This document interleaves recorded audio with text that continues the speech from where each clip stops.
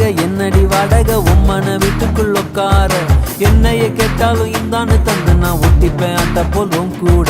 மேனக மேனக வனத்து மேனக விண்ணத்தா விட்டுத்தா வந்தாடு இந்திர சந்திர ரெண்டுமே நீதானே சன்னத்தா உன் கையில் தந்தாடு ஒன்ன புதையலா ஒன்ன என் நெஞ்சில் வச்சிருப்பேன் ரொம்ப பத்திரமா சின்ன சிரிப்புல என்ன வளைச்சிட்ட சித்தன வாசலிச்சு